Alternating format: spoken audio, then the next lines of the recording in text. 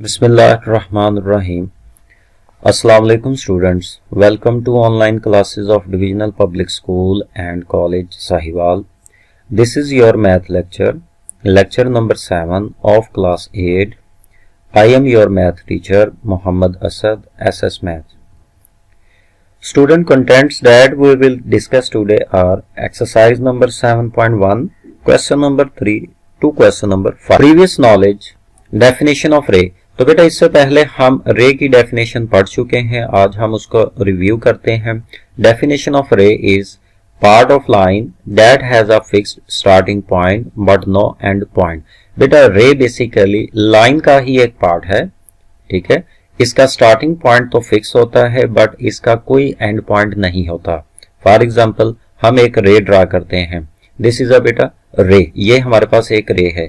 इसमें ये पॉइंट जिसको मैंने सर्कल किया है, ये पॉइंट बेटा फिक्स होता है और सेकंड पॉइंट ये बेटा जिसके ऊपर एरो हेड है ये फिक्स नहीं होता। इस एरो हेड का मतलब है ये कंटिन्यू है, इसका कोई एंड पॉइंट नहीं है। So this is called ray. Next है बेटा एंगल। एंगल की डेफिनेशन है two rays with a common starting point form an angle. बेटा ऐसी टू रेज जिनका स्टार्टिंग पॉइंट सेम होता है, कॉमन होता है, ठीक है, उनसे जो फिगर बनती है that figure is called angle. और ये जो दोनों रेज होती हैं इन रेज को हम कहते हैं एंगल की sides. Rays are called sides of an angle. Angle is denoted by this sign. बेटा एंगल को हम इस साइन से डिनोट करते हैं। Common point is called vertex. तो बेटा दोनों रेज का जो कॉमन पॉइंट होगा उस कॉमन पॉइंट को हम वर्टेक्स कहेंगे। One of the measuring units of an angle is degree. तो बेटा एंगल को मेजर करने के डिफरेंट यूनिट्स होते हैं, उनमें से एक यूनिट डिग्री है। एग्जाम्पल हम बेटा एंगल को ड्रा करते हैं, रे 1, उसके बाद बेटा रे 2। अब हमने रे 1 और रे 2 का स्टार्टिंग पॉइंट सेम रखा, कॉमन रखा, बिकॉज डेफिनेशन के अकॉर्डिंग एंगल उस वक्त बनेगा जब टू रेज का स्टार्टिंग पॉइंट कॉमन होगा। और बेटा ये जो कॉमन स्टार्टिंग पॉइंट होता है दिस इज कॉल्ड वर्टेक्स। इससे बेटा ये जो हमारे पास फॉर्म बनी है this is called angle. Transversal and parallel lines. अब हम बेटा देखते हैं कि पैरेलल लाइंस क्या होती हैं और ट्रांसवर्सल क्या होता है। उसके लिए बेटा हम टू लाइंस पहले ड्रॉ करते हैं, line number 1, similarly second line है, इसको हमने नेम दे दिया लाइन नंबर 2। अब बेटा ये जो लाइन नंबर 1 है, लाइन नंबर 2 है, these lines are called parallel lines। कैसे? बिकॉज बेटा लाइन नंबर 1 और लाइन नंबर 2 दोनों के दरमियान बेटा एवरी पॉइंट पर, ईच पॉइंट पर डिस्टेंस सेम है, ठीक है, और ये दोनों लाइंस कभी भी एक दूसरे को इंटरसेक्ट नहीं करेंगी। तो ऐसी लाइंस जिनके दरमियान हमेशा डिस्टेंस सेम रहे और कभी भी वो एक दूसरे को इंटरसेक्ट ना करें, उन लाइंस को हम पैरेलल लाइंस कहते हैं। सो बेटा line number 1 and line number 2 are called parallel lines। एक थर्ड लाइन बेटा हम इन दोनों पैरेलल लाइंस पर ड्रा करते हैं, लाइन नंबर 3।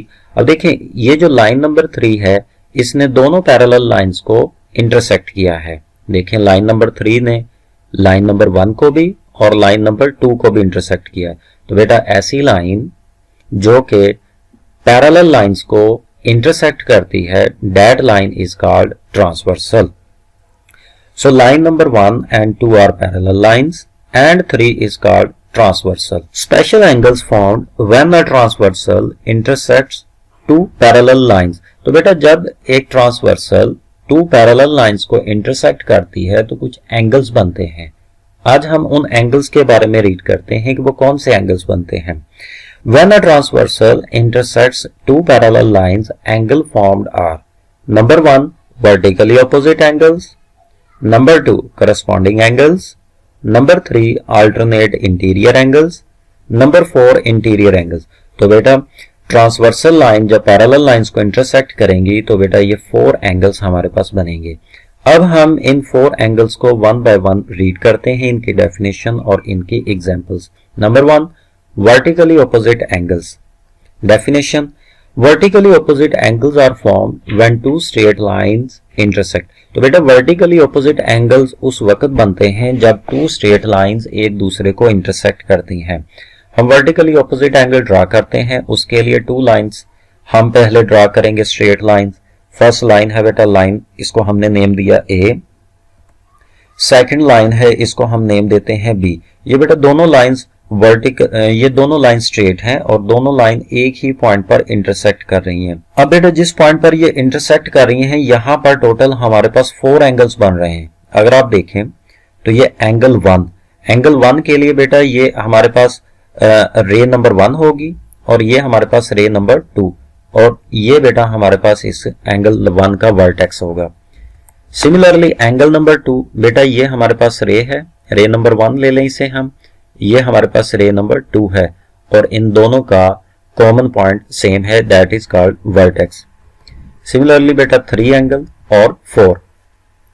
अब टोटल हमारे पास यहां पर है 4 एंगल। इसमें अगर आप बेटा देखें वर्टिकल ऑपोजिट एंगल कौन से हैं, angle 1 and angle 2 are vertically opposite angles, angle 3 and angle 4 are also vertically opposite angles.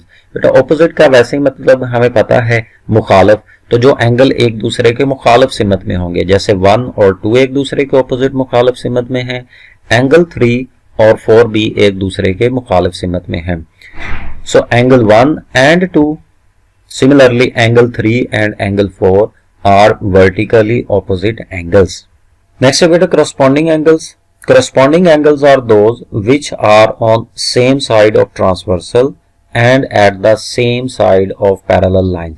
बेटा corresponding angles वो होते हैं जो ट्रांसवर्सल की सेम साइड पर हों, सिमिलरली वो पैरेलल लाइंस की भी सेम साइड पर हों। फॉर एग्जांपल उसके लिए हम पैरेलल लाइंस और ट्रांसवर्सल ड्रा करते हैं। फर्स्ट लाइन हम इसको नेम दे देते हैं M, सेकेंड लाइन हम इसको नेम देते हैं N। M and N are parallel lines. अब बेटा ट्रांसवर्सल है, ट्रांसवर्सल लाइन है, इसको हम नेम देते हैं L। अब बेटा देखिए ट्रांसवर्सल ने लाइन M को इंटरसेक्ट किया है, इस पॉइंट पर हमारे पास टोटल 4 एंगल्स बनेंगे। सिमिलरली ट्रांसवर्सल ने N को इंटरसेक्ट किया है, इस पॉइंट पर भी 4 एंगल्स बनेंगे। अब बेटा एंगल 1 एंड एंगल 5, अगर आप इन दोनों एंगल्स को देखें तो ये दोनों एंगल ट्रांसवर्सल के लेफ्ट हैंड साइड पे हैं, मतलब सेम साइड पर हैं। सिमिलरली बेटा अगर आप इन दोनों एंगल्स को देखें, एंगल 1 भी लाइन M के अप साइड पे है, अपवर्ड है, और एंगल 5 भी लाइन N के अपवर्ड है, यानी कि दोनों एंगल्स ट्रांसवर्सल की सेम साइड पर हैं और पैरेलल लाइंस की भी सेम साइड पर हैं। So angle 1 and angle 5 are corresponding angle. उसके बाद है बेटा angle 2 and angle 6, same case, angle 2 और एंगल 6 ट्रांसवर्सल के राइट हैंड साइड पे हैं दोनों, और दोनों पैरेलल लाइंस के अपवर्ड हैं। सो बेटा angle 2 and angle 6 are corresponding angles. Next है बेटा एंगल 4 एंड एंगल 8। अब देखिए बेटा एंगल 4 और 8 दोनों ट्रांसवर्सल की लेफ्ट साइड पे हैं और दोनों जो हैं वो पैरेलल लाइंस के डाउनवर्ड हैं।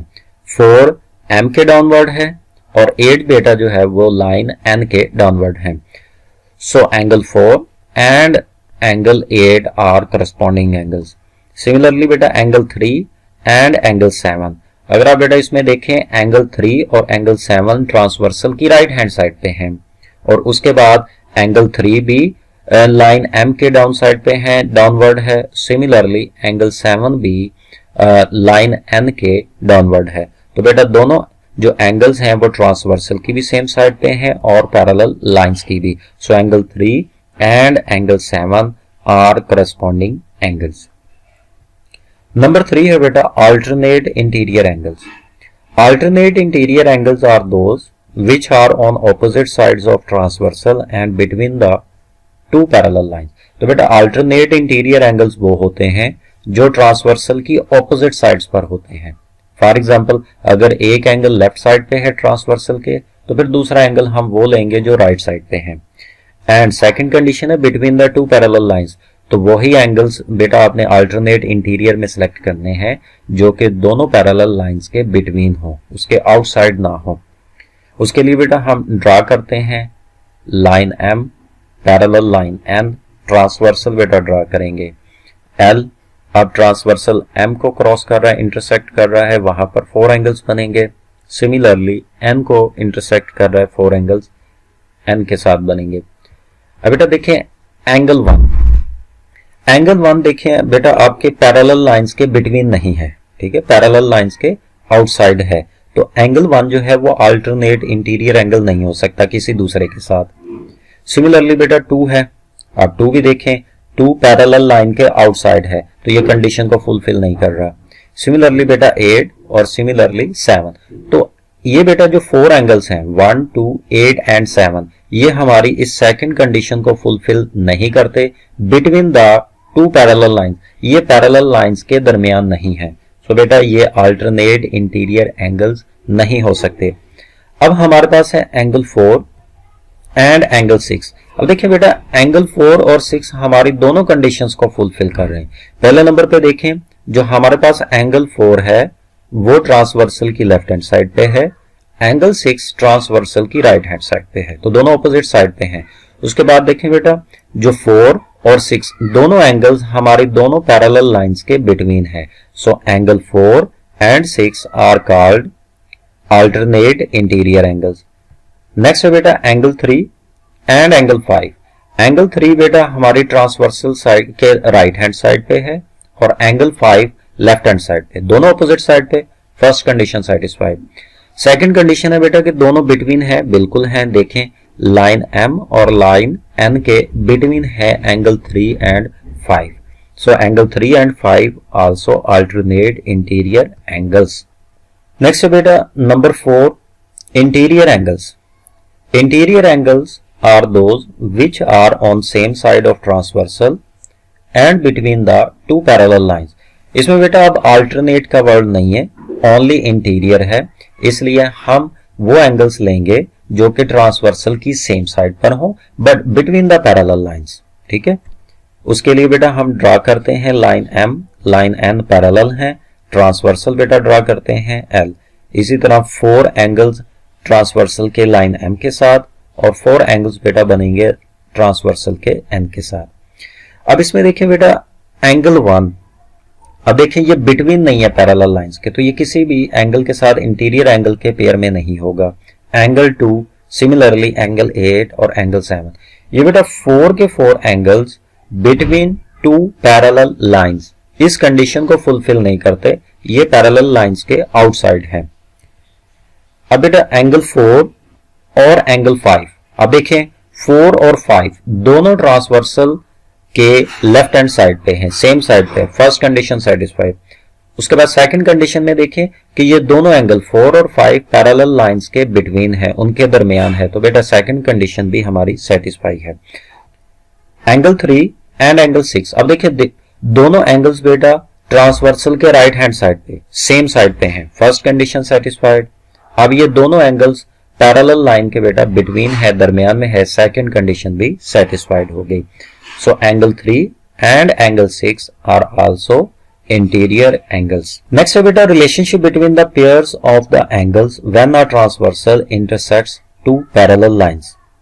When a transversal intersect parallel lines then सब number 1 vertically opposite angles are equal in size. तो बेटा जो वर्टिकली ऑपोजिट एंगल्स होते हैं उनका साइज सेम होता है।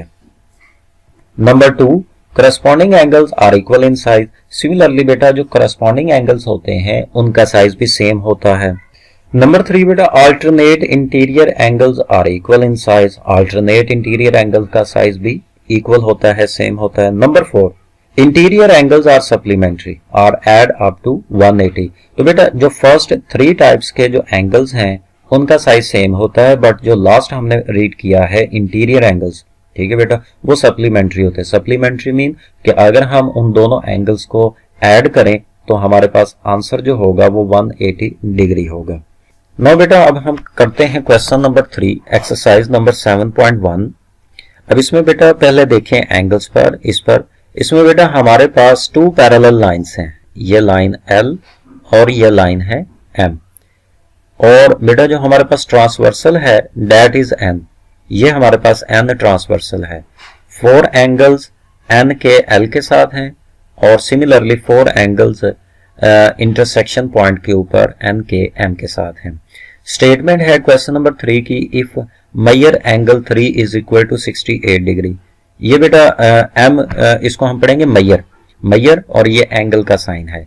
Measure angle 3 is equal to 68 degree and measure angle 8 is equal to 2x plus 4 whole degree. What is the value of x? इसमें बेटा हमने x फाइंड करना है। Show your steps. Measure angle 7 is equal to measure angle 3 corresponding angles. अब इसमें बेटा देखें 3 और 7, ये 3 और 7 दोनों एंगल्स हमारे ट्रांसवर्सल की सेम साइड पर हैं, यानी कि डाउन साइड पे। और सिमिलरली दोनों एंगल्स, एंगल 3 एल के लेफ्ट हैंड साइड पे है और एंगल 7 एम के लेफ्ट साइड पे है। तो बेटा ऐसे एंगल्स जो कि ट्रांसवर्सल और पैरेलल लाइंस की सेम साइड पर होते हैं उन्हें कहते हैं करस्पॉन्डिंग एंगल्स, ठीक है। और करस्पॉन्डिंग एंगल्स बेटा इक्वल होते हैं, इसलिए हमने मैयर एंगल 7 और मैयर एंगल 3 को इक्वल रखा। अब मैयर एंगल 3 की वैल्यू हमें पता है, डेट इज इक्वल टू 68, तो मैयर एंगल 3 की वैल्यू हमने पुट की, डेट इज 68। तो measure angle 7 is equal to 68 degree. अब बेटा एंगल 7 और एंगल 8, एंगल 7 और एंगल 8 जो है ये बेटा हमारे पास सप्लीमेंट्री एंगल्स हैं, ठीक है। सप्लीमेंट्री एंगल मीन जब हम इन दोनों एंगल्स को ऐड करते हैं तो आंसर विल बी 180। तो measure angle 7 plus measure angle 8 will be equal to 180 degree. अब इसमें बेटा हमारे पास मैयर एंगल 7 की वैल्यू हमें पता है, हम मैयर एंगल 7 की वैल्यू 68 पुट करते हैं। उसके बाद इनको डिग्री को सेपरेट करते हैं, 2x की डिग्री सेपरेट एंड 4 की सेपरेट। अब बेटा हम 68 और 4 को ऐड करते हैं। जब हम बेटा इसको ऐड करेंगे तो ये 72 आएगा आंसर, और 72 को बेटा हम राइट हैंड साइड पर 180 से सब्ट्रैक्ट करेंगे। 2x will be equal to 108 degree. अब बेटा हम 2 को 108 से डिवाइड करते हैं। जब हम 2 को डिवाइड करेंगे तो x will be equal to 54 degree. तो बेटा x की वैल्यू क्या है? 54 डिग्री। क्वेश्चन नंबर 4 में देखें बेटा, ये हमारे पास पैरेलल लाइन है A एंड B और ये बेटा हमारे पास है ट्रांसवर्सल। क्वेश्चन नंबर 4 की स्टेटमेंट है, if measure angle 1 is equal to 105 degree. बेटा मैयर एंगल 1 जो है ये हमारे पास 105 डिग्री है। Find measure angle 4, measure angle 5 and measure angle 8। तो बेटा हमने फाइंड करना है एंगल 4, एंगल 5 एंड एंगल 8। ये बेटा हमने फाइंड करना है। Indicate which property is used, और ये भी हमने बताना है कौन सी प्रॉपर्टी हमने यूज की है। जी बेटा measure angle 1 is equal to 105 degree, ये बेटा हमें गिवन है। Measure angle 4 and is equal to measure angle 1 vertically opposite angle. तो बेटा वर्टिकली ऑपोजिट एंगल्स की हमने डेफिनेशन रीड की थी कि जब 2 स्ट्रेट लाइन इंटरसेक्ट करती हैं तो उससे जो एंगल्स बनते हैं उन्हें क्या कहते हैं? वर्टिकली ऑपोजिट एंगल्स कहते हैं। इसमें बेटा हमारे पास जो 2 स्ट्रेट लाइन है, एक ये स्ट्रेट लाइन है और सेकंड बेटा ये स्ट्रेट लाइन है। इसमें एंगल 1 और 4 वर्टिकली ऑपोजिट्स हैं और एंगल 2 एंड 3 वर्टिकली ऑपोजिट हैं, और वर्टिकली ऑपोजिट एंगल्स इक्वल होते हैं, इसलिए हमने Maihar angle 4 and measure angle 1 को इक्वल लिया। मैयर एंगल 1 की वैल्यू हमें गिवन है, वो है 105 डिग्री, ये वैल्यू हमने पुट की। तो बेटा हमें मैयर एंगल 4 की वैल्यू मिल गई जो कि है 105 डिग्री। नेक्स्ट, अब बेटा हमारे पास है measure angle 8 is equal to measure angle 4। अगर आप देखें मैयर एंगल 4 और 8 दोनों बेटा ट्रांसवर्सल की सेम साइड पर है, मतलब ट्रांसवर्सल की डाउनवर्ड है, और दोनों बेटा 4 एंड 8 पैरेलल की भी सेम साइड पर है। 4 पैरेलल लाइन A के राइट साइड पे है और 8 पैरेलल लाइन B के राइट साइड पे है। तो बेटा ऐसे एंगल्स जो कि ट्रांसवर्सल और पैरेलल की सेम साइड पर होते हैं उनको करस्पॉन्डिंग एंगल्स कहते हैं, और करस्पॉन्डिंग एंगल्स बेटा इक्वल होते हैं। अब इसमें हमें मैयर एंगल 4 की वैल्यू पता है, हम मैयर एंगल 4 की वैल्यू पुट करते हैं, that is equal to 105 degree which is equal to measure angle 8। सिमिलरली बेटा अब हम मैयर एंगल 8 की हेल्प से मैयर एंगल 5 फाइंड करते हैं। अब अगर आप देखें तो मैयर एंगल 8 और 5 ये भी वर्टिकली ऑपोजिट्स हैं, और बेटा हम वर्टिकली ऑपोजिट्स हैं तो इनको इक्वल पुट कर सकते हैं। सो इसमें बेटा हमने मैयर एंगल 8 की वैल्यू पुट की जो कि इससे हमने प्रीवियस स्टेप में फाइंड की थी, वो थी 105 डिग्री। तो बेटा इससे हमें मैयर एंगल 5 की वैल्यू मिली एंगल मिल गया, that is equal to 105 degree. ये बेटा question number 5, solve for x also find angle. इसमें बेटा हमने एक्स फाइंड करना है, फिर एक्स की वैल्यू एंगल में पुट करके एंगल भी फाइंड करना है। अब अगर बेटा इसमें अगर आप देखें क्वेश्चन में, तो हमारे पास टू पैरेलल लाइंस हैं एल एंड एम और ट्रांसवर्सल है N. Two angles only given है। फर्स्ट एंगल है 75 डिग्री और सेकंड एंगल है 11x-2 होल डिग्री। अब अगर हम इसको बेटा गैस करें तो ये कौन सा एंगल बन रहे हैं, ये है हमारे पास कोरेस्पॉन्डिंग एंगल, बिकॉज दोनों ट्रांसवर्सल की भी सेम साइड पर हैं ऑन लेफ्ट हैंड साइड और दोनों पैरेलल लाइंस की भी सेम साइड पे, एल के भी अपवर्ड और एम के भी अपवर्ड। दोनों एंगल्स को इक्वल पुट किया because both angles are corresponding angles, और करस्पॉन्डिंग एंगल्स बेटा क्या होते हैं, इक्वल साइज के होते हैं। अब हम इसमें से x की वैल्यू फाइंड करेंगे। पहले हमने ब्रैकेट को खत्म किया, ब्रैकेट खत्म करके डिग्री सेपरेट की, 11x को अलग हमने डिग्री दी, 2 को अलग। अब बेटा हम 2 को राइट हैंड साइड पे ऐड करेंगे 75 में, 77 आंसर आएगा। अब बेटा हम 77 को 11 से डिवाइड करेंगे। 77 को बेटा जब हम 11 से डिवाइड करेंगे x will be equal to 7 degree. तो अब बेटा हम 7 डिग्री को x की वैल्यू को पुट करते हैं एंगल में। तो जब हम बेटा इसमें वैल्यू पुट करेंगे, x 11 के साथ हो रहा है मल्टीप्लाई, तो यहां पर 7 भी 11 से मल्टीप्लाई होगा, 77 माइनस 2 75 डिग्री। तो बेटा एंगल की वैल्यू है 75 डिग्री। जी बेटा question number 5 part number 2, solve for x also find angle. इसमें बेटा हमने x ही फाइंड करना है और उसके बाद एंगल भी फाइंड करना है। तो इसमें बेटा देखिए, अगर हमारे पास L और M टू पैरेलल लाइंस हैं, N ट्रांसवर्सल है। अब बेटा इसमें भी ओनली हमें 2 एंगल्स गिवन है।